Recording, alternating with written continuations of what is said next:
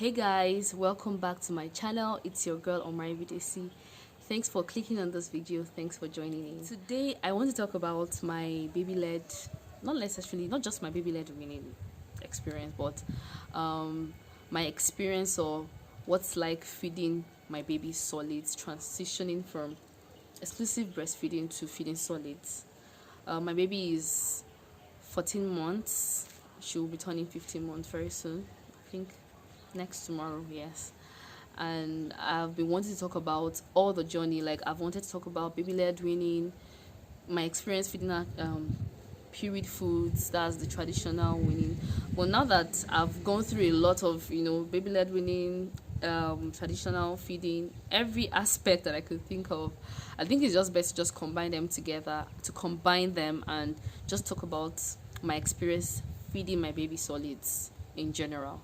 So if this is something you're interested in, please do make sure you stay tuned and let's get right straight to it. Alone inside a crowd, 'cause I can't see you anywhere.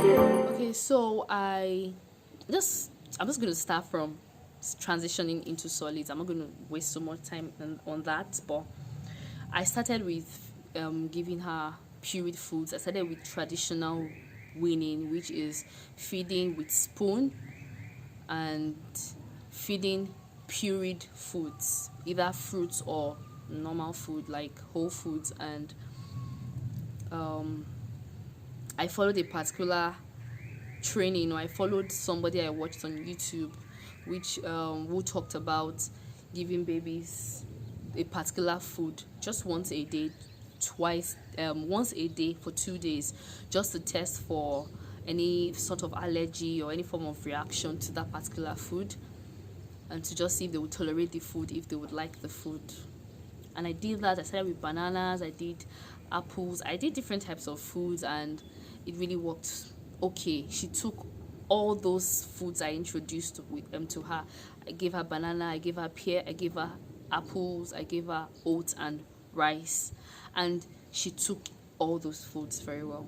I think I started having issues when I had to now start giving her baby foods. I bought a Nigerian made baby food. I bought different types of their foods, and I think that was when, because those foods have lots of flavors, different ingredients put together, so I feel that was when it started becoming maybe overwhelming for her, and she's still getting introduced to those foods, so I wasn't like expecting her to take everything hook, line, sinker, for lack of better word. So I started the traditional weaning, and it was going fine. It had its ups and downs, and I battled with them. I had moments where I'll be like, yes, my baby is eating, and I had moments where I'm like, oh, I wish she could do better, I wish she could eat better like other babies. I find myself comparing to other babies that I see eating, that I see that are big and chubby. But I just came to terms with the fact that my baby is unique, and I tried, let me be sincere, to come to terms with that fact that babies are unique, and we just have to do our own best. That's just all we can do. And we kept on going on that way. I tried to do more research on the types of meals to introduce to them, or to my baby to be precise, and just various ways. So I wasn't just relaxed that, oh, because she's taking baby foods and that's just all I should give her. I try my best to do research on other meals I could introduce, the nutrients she needs, and how I could incorporate them in her dishes. No matter what I tried, it still boils down to whether she's going to take it. But I didn't, because I'm not sure she's going to receive whatever meal I prepare. I didn't, because of that, not try. I always still try to make new recipes, try out whatever I could within my reach. So that about traditional weaning. So around when she was, I think, either ending of 8 months to beginning of 9 months, or ending of 9 months to 10 months, within that time frame, I noticed that feeding her, like spoon feeding her, was always like a hassle. We always struggle. She was always crying. Even before she tasted the food, she's just not interested. Like, she doesn't want me to, she just didn't want to collect that food. And at that time, I just thought she didn't want to eat. I was always worried, frustrated. Sometimes I would cry talk to my husband, and it's something new for both of us. But for him, he just doesn't see the reason to be pressured or to get frustrated about it. Like, if it's something you can't do anything about, why worry? You can only do your best. But for me, maybe because maybe because I'm an emotional person, and also I'm just a mother. Like, most mothers would always worry if their babies or their kids are not eating. So I still always got worried. Like I said, I always thought she just didn't want to eat. But there was a particular day that I got so frustrated that after I finished crying, I took my phone and I went on Google, and I asked, okay, why is my baby, my 9 month old, not allowing me to feed her?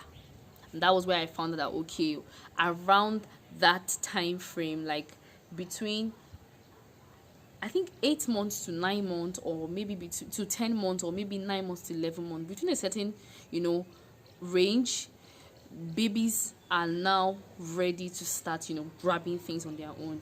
So for baby-led weaning, you can train them. You can start from 6 months, as long as they hit all the milestones they're supposed to hit. But doesn't necessarily mean if you give them traditionally, as if you start feeding them traditionally, they will not take it.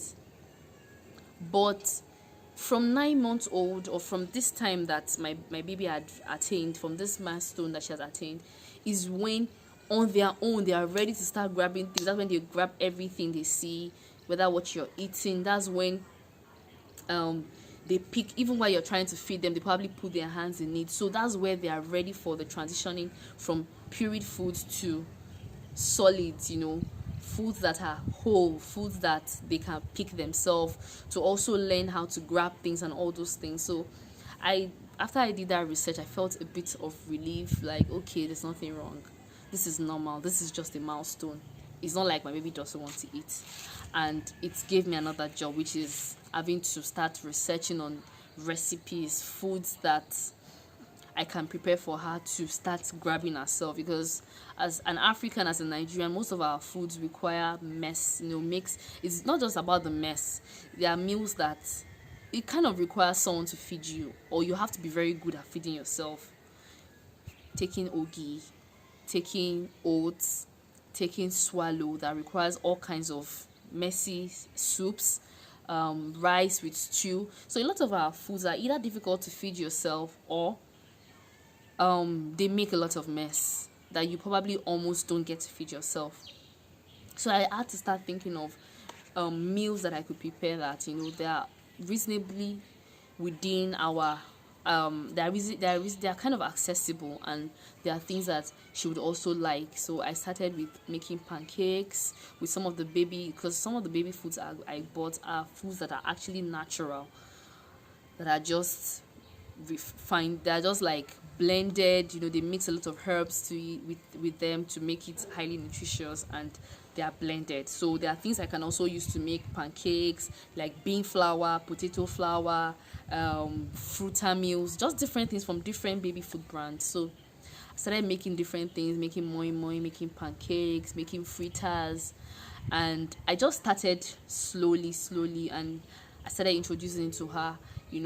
I started giving her fruits whole. I steam carrots, I steam apples, I steam pear, whatever fruits I know that it's possible for her to eat, I give her. Just the only thing I just do is I give her in safe forms, so that she doesn't choke, she doesn't have difficulty swallowing, or gnawing on them with her gum. And truthfully, it really worked. She enjoyed these meals to the best of my knowledge, and I wouldn't say it was all rosy, it was all perfect, because she's still a baby, and some meals are still new to her regardless. Everything is still new to her. That she even ate something today doesn't mean she would eat it tomorrow, which was another thing that was very hard for me to kind of embrace. But we kept on going, and it was around that time I decided to give the tips on feeding baby solids. If you've not watched the video, I'll link it down below in my description box, so you go watch it. And the truth of the matter is, in as much as I gave those tips for anybody who wants to benefit from it, it's also out there. I also am talking to myself, because I can also benefit from those tips. Why? Because I'm human, and as much as I know you shouldn't do certain things or you should do certain things, doesn't mean I won't do the opposite. So even though I know that you should not put pressure on your baby to eat, I have found myself in situations where I just could not control myself. I just could not help but pressurize her to eat, like get upset that she's not eating. And I've also found myself in situations whereby I am, I'm just not following what I'm supposed to follow or doing what I'm supposed to do to encourage her to eat, because I'm just focused on her eating, her gaining weight, her having highly nutritious meals and all those things. I'm like, is this food going to be enough for her? I one of my tips, I talked about not force feeding a baby. I'm not saying I force fed my baby, but I've been on the verge of doing that, to be sincere. I've had moments I'm like, our mothers did it now, so, and we didn't die. My siblings didn't die. A lot of people didn't die. So let me just see if I can. And I just end up feeling bad. Like, no, let me not do this to this innocent child. It's not that deep. I'd rather let her eat at her own free will and enjoy eating than make sure she eats whenever I want to eat, whatever I want her to eat, whenever I want her to eat, whatever I want her to eat. But she's not happy. She's always crying while she's eating. Like, I love food, and in as much as people say, oh, they will forget, it's not maybe they will remember, I'm not just that kind of mother. So I end up catching myself and stopping that act, and just a whole lot of things. Because in as much as baby-led weaning is an amazing method of feeding a baby, because it gives you an opportunity to introduce different types of foods. You have to just give them different types of food, because they're feeding themselves, they're holding this food. So you don't want to give them something repeated, because they won't touch it if they are not interested. And even if they love a particular food today, for example, I remember when I started giving my baby avocado, like anytime she sees it, the way she rushes it, I was always so relaxed that if she doesn't eat anything, that avocado, I'm sure that she's going to eat it. So I always add it to our meals, because I have this section plate where I put, a main dish, I put fruits, I put either a protein, or I put veggies, whatever it is I want to put. So whenever she takes any fruits, but that avocado is just, she rushes it. So I was very consistent with it, even though I gave her other food, but I was always like looking for avocado. And one day I just gave her, and my baby was just not interested, and I was shocked. It was a shocker, really, it was a shocker. And in as much as I know that there are a lot of things that are informational, there are a lot of informations out there that tells you your baby might not always eat what you give them, even though it's something they used to love. They might just not like it anymore for that moment. They might end up coming back to it, they might end up not coming back to it, but you never can tell. That's why you should not stop offering different types of food. But when you know something, it's different from when it actually happens. When it actually happens, I just find it difficult to still accept it. I'm still like, why? You like this thing, why you not eating it? Like, I love ice cream. Why would I suddenly not like ice cream? Although I know there are some meals that I used to like that I probably don't like anymore, or not like before. But it still shocks me sometimes. So it's one of those things that I just try to call myself, to give myself that pep talk that Yinka, don't force feed this girl. Don't be upset that she's not eating this food. She didn't send you a message, truthfully. She's living her life. You're the one that is trying to make her healthy. You're the one that is trying to make her grow well. All you can do is your best. You cannot kill yourself. So I try to tell myself that. And it's still a work in progress up till now. She's turning 15 months on Monday. And it's still a work in progress. I still battle with her not wanting me to feed her. And I know that I had gone into baby-led weaning. There was a time I was full force baby-led weaning, but as she grew and I started giving her more meals, like, I started, not necessarily the fact I started giving her more meals. I think it happened because I realized meals that required her feeding herself with spoons, she stopped picking her spoons. Before I would just scoop it for her and she would collect it from me and she would start feeding herself. But she just stopped getting interested in picking her spoons. And just imagine giving your baby oats, put all the rishi in it, and she doesn't pick her spoon. She doesn't even put her hand in it to suck it. And after a while, she starts getting frustrated, like, okay, what am I supposed to do with this? So I had to now start trying to see if she was going to allow me to feed her, singing for her, doing some things. Even though I've seen it out there that they say, oh, don't sing for your baby, don't try to. I try my best to encourage her the best way I can. That's what works for me. And she allowed me to feed her. So that was how I transitioned into combination feeding. So that's what I practice now. I sometimes feed her meals that I feel I need to feed her, and if she allows me, fine. If she doesn't, I try to encourage until I am certain that okay, she doesn't want me to feed her. And trust me, this is not easy, but I still try my best. And meals that I know that this is something I know she can feed herself, like I make macaroni for her, I make pasta, different types of pasta, spaghetti, penne pasta. I still make pancakes for her. I make yams for her. I make plantains for her, eggs, bread, whatever it is I know I have available, I can afford, and I can prepare with my resource. Whatever I have available with me, I make for her and I give her to feed herself. But the ones I know she's not going to feed herself, I still try to feed her. And it's just been an amazing journey. It has had its ups, it has had its downs, and I wouldn't lie. I'm just saying this here, but it's as in smiling, acting like it's all as in it's all perfect. Okay, I'm not acting like it's all perfect, but I'm saying this here with a smile. But I've had moments even till now that I still worry that she's not eating as much as I want to. But I know that it's just because of my personality, because I've spoken to people and they tell me I am doing amazingly well, and my baby is also doing amazingly well. She eats a lot of things. My baby loves fruit, she loves veggies.